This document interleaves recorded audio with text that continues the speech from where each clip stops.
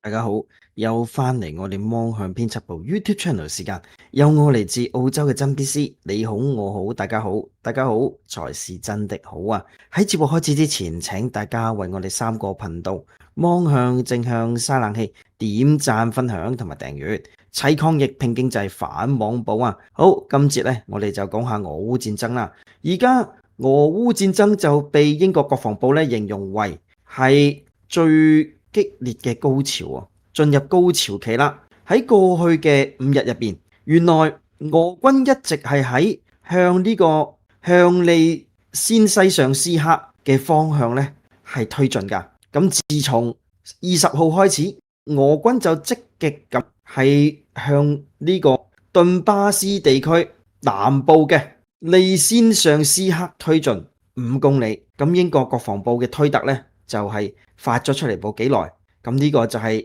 俄烏衝突嘅最新評估。咁佢哋就話一啲烏克蘭軍隊已經撤退咗，但係可能咧會被包圍，而且英國國防部就話烏軍而家面臨係全面被圍剿嘅風險㗎。俄軍喺呢個領域表現係比想象中好一啲嘅，唔係好似呢個三立啊同埋民視咁樣講，哎呀俄軍好快頂唔順，唔係啊，呢個係英國講嘅。就話咧，俄軍咧表現係有改善，係最近一個唔好嘅現象，即係對於西方嚟講梗係唔好啦。咁最近嘅部隊增援同埋火力咧都係集中咗好多，因為而家用一點去打啦，唔再分散啦。咁英國國防部亦都話，隨住俄軍喺建築密集區域嘅邊緣嘅緩慢推進，所以雷切尚斯克、西弗羅頓涅茨克地區面臨越嚟越大嘅壓力，但係佢進一步包圍西頓涅茨克州嘅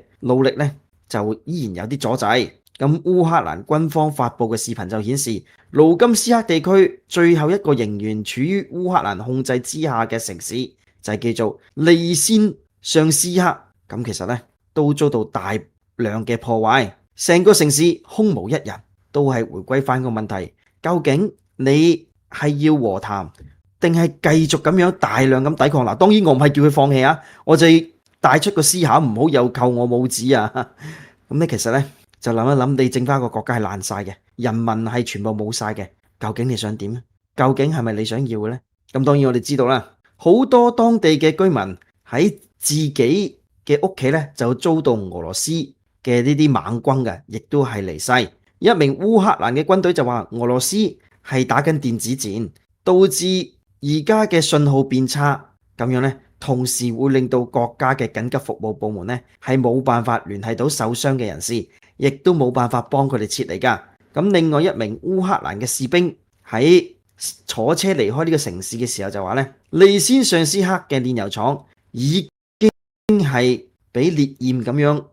幾個星期，因為入邊好多油嘛，所以係燒得好耐嘅。有分析亦都話，目前烏東嘅戰況對烏軍嚟講極其不利，佢哋就面臨緊被全面包圍嘅風險。呢個地區嘅州長蓋代先生就話咧，烏克蘭軍隊可能需要從主要嘅前線城市利先上斯克咧係撤退先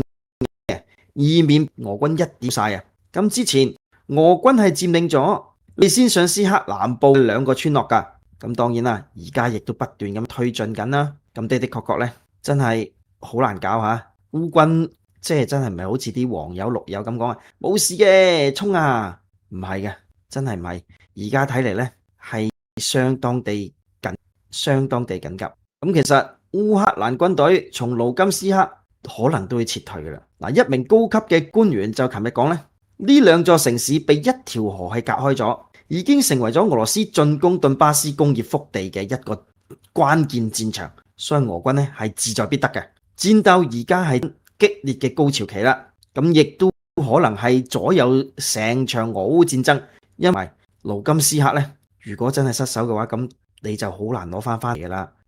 武裝部隊嘅總參謀長琴日亦都證實2個地方，一個就叫做雷奧列克桑德里卡夫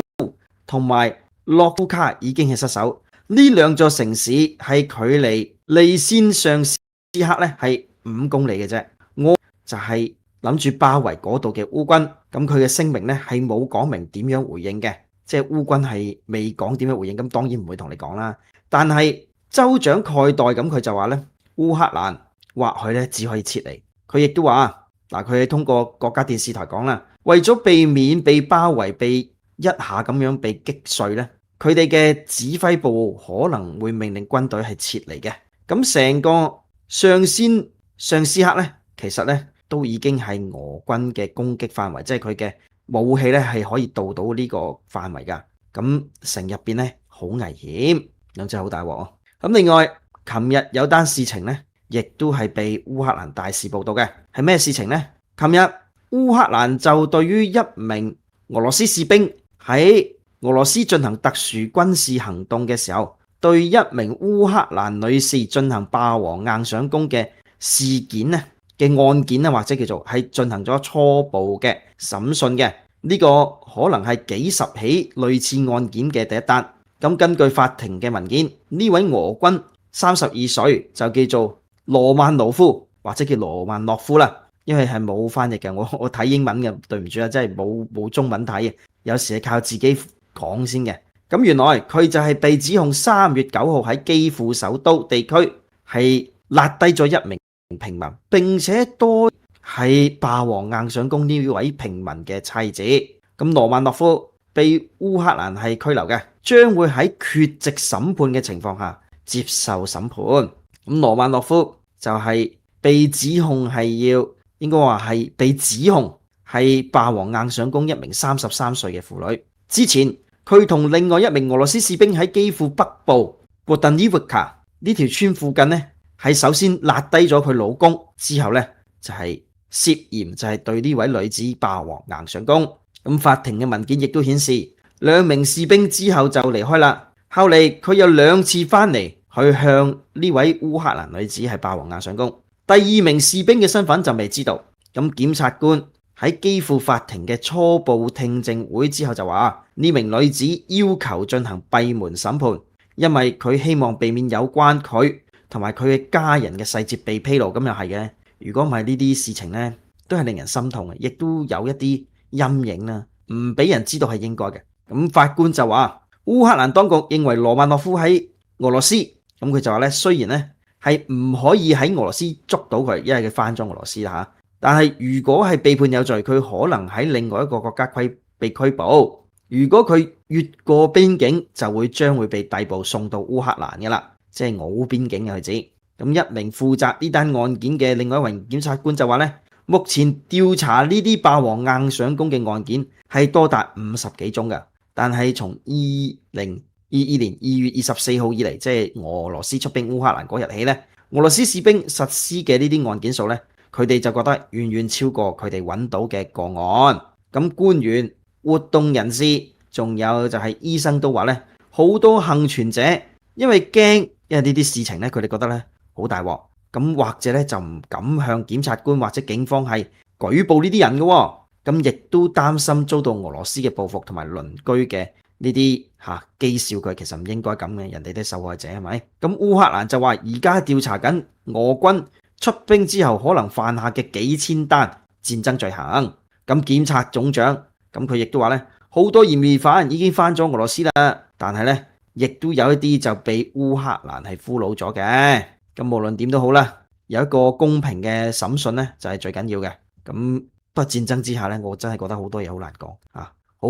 傷心地講，好多嘢好難講。不過咁對於烏克蘭咧，有單事情咧，應該好多人都知道啦，就係烏克蘭同埋另外一個蘇聯前加盟共和國摩爾多瓦咧，就被接納成為歐盟嘅候選國。歐洲理事會主席米歇爾就喺推特上面話，琴日講啦嚇，歐洲理事會剛剛決定將烏克蘭同埋摩爾多瓦列為歐盟候選國。烏克蘭就有一位駐歐盟嘅大使啦，咁佢就話咧，如果順利獲批成為歐盟候選國，對烏克蘭嚟講係一劑強心劑嚟㗎。但佢亦都承認，除非戰爭結束，否則咧烏克蘭好難真正融入歐盟㗎。咁琴日歐盟嘅領導人就喺布魯塞爾舉行峰會啦，歐盟委員會係開咗綠燈啦，烏克蘭就接納成為歐盟候選國，烏克蘭將視為係歷史嘅勝利嚟嘅，佢哋覺得贏咗一仗，咁都算係嘅，都算係嘅。咁烏克蘭當然啦，就係喺俄羅斯出兵當地之後呢，冇幾多日呢，就係申請加入歐盟。報道亦都話進度係創下咗歐盟嘅紀錄㗎。候選國身份係成為歐盟正式會員國嘅第一步。法國較早前就話呢，烏克蘭嘅申請係獲得係完全嘅共識嘅，但係加入歐盟嘅程序可能要好多年，甚至要幾十年。所以咧，佢都唔敢講話幾耐嘅。咁事實上唔講好過講啊，講咗你俾人鬧嘅啫。不過咁，對於另外一啲國家嚟講咧，就比較唔係咁容易啦。就好似巴爾幹半島嘅北馬其頓啦，其實其他國家咧都開始係柴台啊，覺得唔公平，點解咁快可以俾佢哋入到嘅咧？其實今次呢個摩爾多瓦加入咧都係好有意義嘅，因為俄羅斯或許會對摩爾多瓦動手喎。咁不過咁，好似阿爾巴尼亞嘅總理咧，佢到達布魯塞爾參加歐盟領導人峰會時候就話，烏克蘭人對歐盟授予候選國嘅地位咧，其實咧係應該諗一諗，就算你得到咗候選國咧，加入歐盟嘅過程都非常漫長噶，因為申請加入歐盟就意味住要經歷各個領域嘅改革，亦都有一啲好嚴格嘅規範要求，好似嚴格符合歐盟成員國嘅經濟同埋政治社會，仲有司法等等嘅要求，所以咧唔好開心得更早。咁另外咧，咁佢亦都潑冷水就話，冇記錯嘅話，北馬其頓咧都已經做咗17年嘅歐盟候選國啦，阿爾巴尼亞亦都做咗8年，所以咧仲有好長嘅路要走。我覺得都係有排。佢而家因為俄烏戰爭，佢點樣都俾啲嘢你嘅，咁講真都要俾啲嘢你嘅。不過咁，究竟做咗候選國之後幾耐先入到歐盟呢？我相信都要段好長嘅時間。好，今次節目時間嚟到呢度先，多謝各位，再見。